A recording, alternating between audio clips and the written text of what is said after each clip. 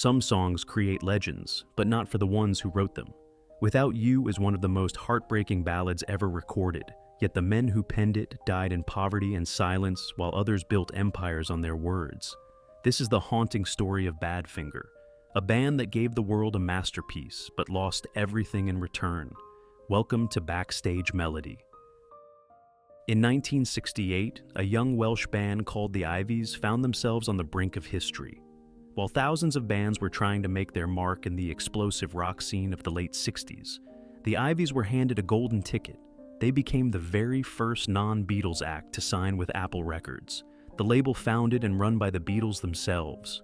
For a group of small-town dreamers, it was like touching the stars. Their debut single, Maybe Tomorrow, was a heartfelt ballad that hinted at the band's potential. It was lush, emotional, and filled with a sense of longing that set them apart from many of their peers. Critics praised the record, and it saw some modest success in Europe and Japan. But, surprisingly, the single didn't take off worldwide. Then came Apple Records' financial turmoil. As mismanagement and internal chaos plagued the label, the Ivies' first full-length album was pulled from US release. All the early momentum vanished overnight. The band was stuck. They had talent, they had a contract, but they were going nowhere. That's when Paul McCartney stepped in. As both a mentor and an admirer of their sound, McCartney saw the band's potential, but felt they needed a fresh start, something with more edge, more identity. Along with Apple executive Neil Aspinall, they brainstormed new names.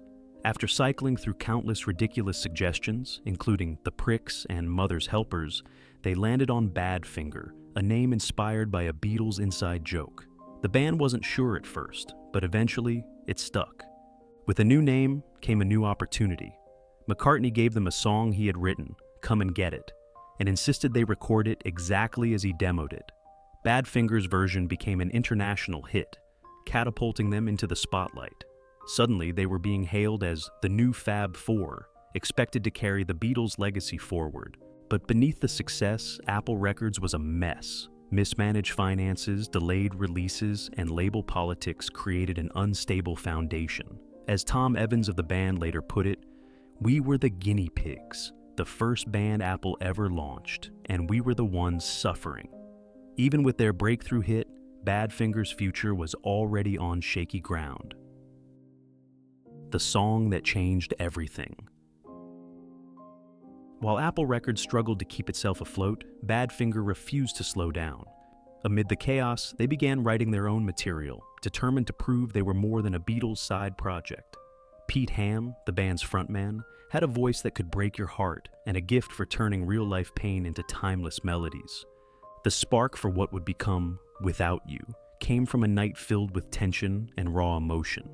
Pete had planned a quiet evening with his girlfriend, but as they were about to leave, Tom Evans, the band's bassist, popped into the studio with a new idea for a song. "I've got something," Tom said, urging Pete to stay. Pete reluctantly agreed, but his girlfriend was upset.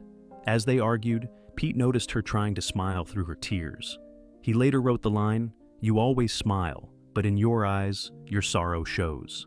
That haunting lyric would become the emotional core of Without You. At the same time, Tom Evans had been working on a separate piece. His chorus, "I can't live if living is without you," was a desperate plea born from his own heartbreak. Initially, the two ideas felt disconnected. Pete wasn't sure if they would work together, but in a flash of inspiration, the two decided to merge their fragments into one complete song. The result was devastatingly beautiful, a ballad that captured the rawest form of love and loss. When the band recorded their version for the 1970 album No Dice, they stripped it down, letting the pain in the lyrics speak for itself. Yet, shockingly, Apple Records failed to see its potential. Without You wasn't released as a single, and no one pushed it to radio stations. The song was left to languish as just another album track. Still, anyone who heard it couldn't forget it. The depth of Pete's voice, combined with the aching honesty of Tom's chorus, made Without You a hidden gem, waiting for someone to recognize its brilliance. Harry Nilsson's discovery. For months, Without You remained an overlooked album track on No Dice, quietly gathering dust while Badfinger continued to fight for recognition. But fate has a way of finding great music, even when the industry doesn't. The song's journey to immortality began in the unlikeliest of places, a late-night party in Laurel Canyon. Harry Nilsson, already known for his distinctive voice and songwriting, was sitting on the floor, surrounded by stacks of vinyl records, when someone put on "Without You." From the very first line, Nilsson was captivated. The song's raw heartbreak struck him so deeply that he assumed it had to be a Beatles track. "I thought it was Lennon," Nilsson later admitted. The haunting chorus, "I can't live if living is without you," echoed through the room, leaving him stunned. Determined to track down the song, Nilsson called a friend the next day, desperately asking about that Beatles song that isn't the Beatles. After some digging, he discovered the truth. It was by a relatively unknown band called Badfinger. Nilsson was so moved that he immediately brought the song to his producer, Richard Perry, insisting they record it. Perry, too, instantly recognized the song's potential. Nilsson transformed Without You into a soaring power ballad, draped in lush orchestration and driven by his aching vocal performance. The moment he hit the high notes of the chorus, Perry knew they had something extraordinary. When Nilsson's version was released in 1971, it exploded onto the charts, climbing to #1 in both the US and the UK. It not only won Nilsson a Grammy, but also became one of the defining songs of the decade. The success of Without You cemented Nilsson's place in music history, but for Badfinger, it was a bittersweet moment. Their song was finally getting the recognition it deserved, but their names were nowhere to be found. Radio DJs didn't mention them. Royalties were being funneled into complicated contracts controlled by their manager, Stan Pauley. Pete Ham and Tom Evans, the men who had bled their hearts into those lyrics, were left in the shadows while Nilsson's career soared. Still, Nilsson's success proved one undeniable truth. Without You was a masterpiece. The tragedy was that its creators would never truly enjoy the fruits of their labor. By 1970, Badfinger seemed poised for greatness. They had charting singles, a Beatles connection, and critical acclaim. But behind the music, they were barely making ends meet. Apple Records, despite its star power, was in financial chaos. Release schedules were unpredictable, royalties were delayed, and the young band found themselves frustrated and broke. That's when a smooth-talking American businessman named Stan Pauley entered the picture, promising salvation. Pauley was charismatic, confident, and convincing. He painted himself as the man who could turn Badfinger into millionaires. His proposal sounded almost too good to be true. He would form a company called Badfinger Enterprises, Inc., handle all their income, and manage their finances. The band would receive a modest weekly salary, but the rest would be invested and saved for them. "In 3 years, you'll be set for life," Pauley told them. To a group of young musicians who were used to scraping by, the deal sounded like a dream. What they didn't realize was that Pauley had set himself up with near total control of their money. He owned 51% of the company, controlled all the publishing royalties, and took a staggering 30% commission off their gross income before the band even saw a dime. Badfinger, unknowingly, had signed away their financial freedom. At first, things seemed to improve. Pauley negotiated deals that put Badfinger on major tours and secured new recording opportunities. But while the band was selling records and playing to packed audiences, they were still living in shared houses, barely able to buy new stage clothes or equipment. Pauley kept their earnings locked away, assuring them that their future was secure. In reality, he was siphoning the money for himself.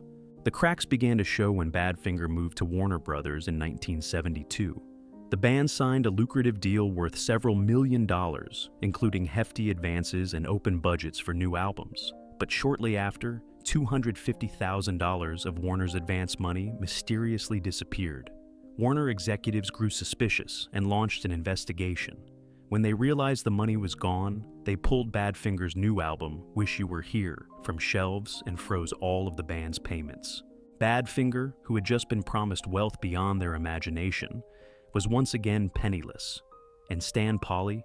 He had vanished, refusing to answer their calls or explain where the money had gone. By 1975, the weight of Badfinger's financial struggles had become unbearable. Pete Ham, the band's frontman and primary songwriter, was feeling the pressure more than anyone. On the surface, things looked promising. Badfinger had secured a record deal with Warner Brothers, and their music was respected by critics and fans alike. But behind the scenes, the band was drowning. The money they had worked so hard for was gone, swallowed by the black hole of Stan Pauly's management. Their new album, Wish You Were Here, which they believed could have revived their career, was pulled from stores just as it began to gain traction.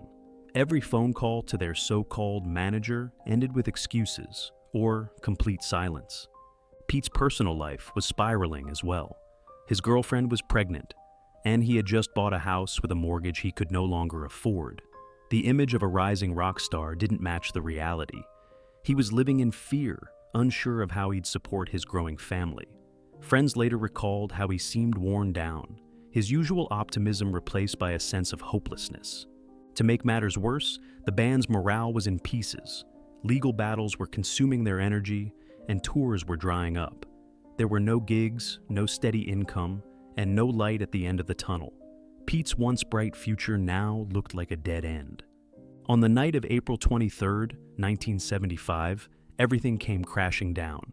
After learning he was completely penniless, Pete fell into a deep despair. The next morning, his girlfriend found him hanged in the garage of their home. He was just 27 years old, another life cut short at the same age as rock icons like Jimi Hendrix and Janis Joplin. Pete left behind a note that was as heartbreaking as it was furious. "Stan Pauly is a soulless bastard. I will take him with me." His death sent shockwaves through the music community, but for Badfinger, it was a devastating blow they could never recover from. Pete wasn't just their frontman. He was the emotional core of the band, the one who turned raw pain into songs that resonated with millions. Without him, the heart of Badfinger was gone. After Pete Ham's death, Badfinger tried to push forward, but the band's spirit was shattered. Tom Evans, co-writer of Without You, was devastated by the loss of his closest friend and creative partner. For Tom, Pete wasn't just a bandmate, he was like a brother, someone who understood the struggles and sacrifices of a life dedicated to music. Without Pete, Tom felt adrift, and every attempt to revive the band only reminded him of what they had lost. The years following Pete's death were a blur of legal battles and failed comebacks. Badfinger signed with Elektra Records and released 2 more albums, but the magic was gone. They faced lawsuits over the band's name, battles over royalties, and constant infighting. Despite having written one of the greatest ballads of all time, Tom was still struggling financially. The royalties from Without You, which was earning millions thanks to Harry Nilsson's version, were tied up in disputes, leaving Tom unable to support his family. As time passed, Tom's despair deepened. He was haunted not only by Pete's death, but also by the feeling that their legacy was being erased. People knew Nilsson's version of Without You, but had no idea who had written it. The song that was supposed to be their triumph had become a bitter reminder of how they had been exploited and forgotten. In November 1983, after yet another heated argument over unpaid royalties, Tom reached his breaking point. Friends say he had been increasingly withdrawn, often talking about wanting to join Pete where he is. On November 19, 1983, Tom hanged himself in his garden, mirroring the tragic fate of his bandmate 8 years earlier. He was only 36. Tom's death marked the final chapter of Badfinger's tragic story. 2 brilliant songwriters, both gone too soon, while their song continued to make fortunes for others. For many, Without You is a love song, but for Badfinger it became a song of heartbreak, loss, and betrayal. Nearly a decade after Tom Evans' death, Without You experienced an unexpected rebirth. In 1994, pop superstar Mariah Carey was in the middle of creating her album Music Box. While dining at a restaurant, she heard a song playing in the background, a song she had loved as a child, but never truly understood the story behind. It was Without You, and the moment she heard that haunting chorus, she knew she had to record it. "I just knew it would be a huge international hit," Mariah later recalled. Mariah's version of Without You was nothing short of breathtaking. With her powerful voice soaring over a stripped-down piano arrangement, she transformed the song into a new anthem for heartbreak. When released as a single, her rendition climbed to the top of charts around the world, becoming one of the best-selling singles of 1994. For a new generation of listeners, Mariah Carey's version became the definitive Without You, even more iconic than Nilsson's Grammy-winning cover. But once again, while the song brought fame and fortune to others, its original creators, Pete Ham and Tom Evans, remained in the shadows. Most listeners had no idea who had written the track, let alone the tragic price they paid for it. For Mariah Carey, Without You was a career-defining moment. For Badfinger, it was another reminder of everything they had lost. The renewed success of Without You sparked conversations among music historians, but the royalties still didn't flow to the families of Ham and Evans in any meaningful way. Legal entanglements with Stan Pauly's contracts and other disputes kept the money locked away or diverted. Today, Without You stands as one of the greatest ballads of all time, a song covered by more than 180 artists across decades. It has won Grammys, topped charts, and sold millions. Yet, the men who created it never lived to see its true impact. I can't live if living is without you. Those words made legends of others, but left Pete Ham and Tom Evans with nothing but heartbreak. Their story is a reminder that behind every hit song, there's a price, sometimes a devastating one. If you want more untold stories behind the greatest songs of all time, hit subscribe now and join us here on Backstage Melody. We drop a new powerful story every single day.